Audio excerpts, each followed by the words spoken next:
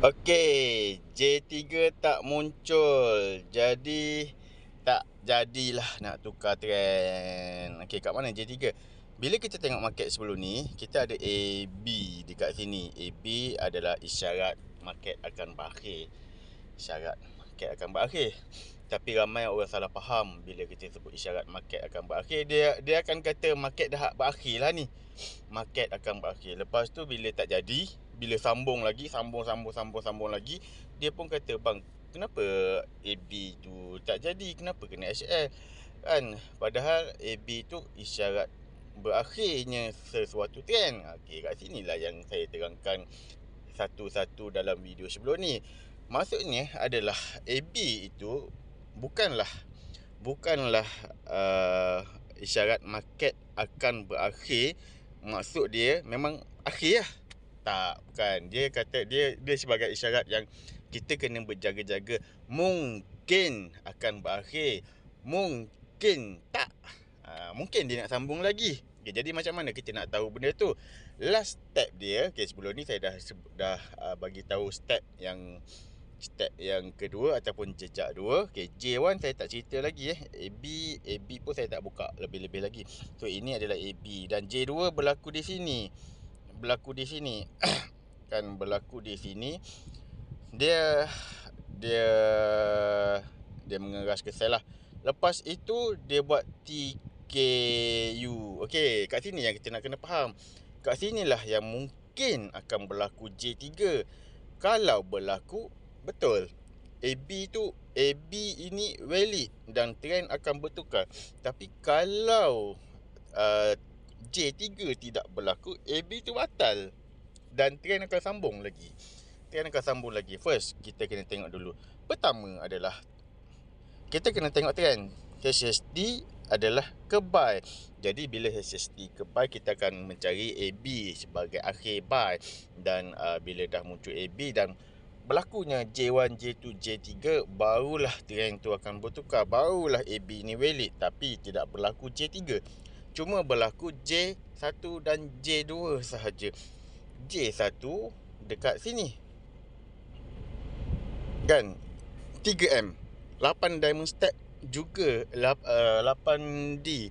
Bukan 8D lah, tapi diamond step juga merupakan salah satu daripada tanda-tanda dia, iaitu J1 lah, kan. Jadi kat J1 dekat sini, okay. J2 dekat sini, okay. J3 waktu ini disebabkan market HST buy, tak salah untuk kita ambil buy sebab HST buy, kan. Dan kita faham penurunan ini adalah HSR kecuali berlaku J3. Tapi okay, disebabkan HST buy dan ini adalah HSR dan ini adalah TKU buy ataupun enjin terus buy, ataupun bahasa mudah kita adalah moment untuk kita entry buy. Adakah kita melawan market? Sebab dah ada tanda-tanda, kan. AB dah ada. Bang, AB dah ada, kenapa nak pergi buy? Kena ingat balik lah hukum dia tadi tu. HST buy, selagi tak confirm, dia tak tukar. Okay, so kita masuk buy dekat sini. Disebabkan HST buy dan berlaku HSR dan TKU buy, kita pun masuk buy dekat sini.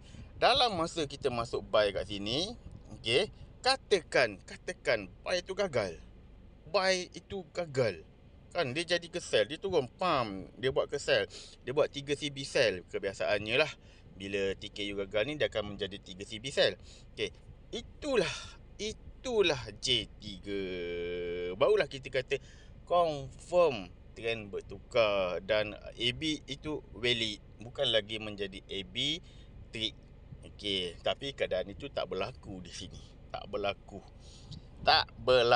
J3 tak muncul. Sebab itulah selepas itu dia akan sambung lagi lah. Bila HST buy, dia akan sambung trend buy lah, kan. Dia akan sambung trend buy. Kat sini market dah buat pot lah ni. Bila buat pot, nanti saya akan cerita balik lah perkaitan antara pot dan 8D itu kemudian. Okay, faham So faham apa yang saya nak ceritakan tentang pertama adalah AB itu sendiri, ataupun DSV, ataupun DS6 itu sendiri. DS6 itu ataupun DSV itu sebagai isyarat mungkin akan berakhir, mungkin tak.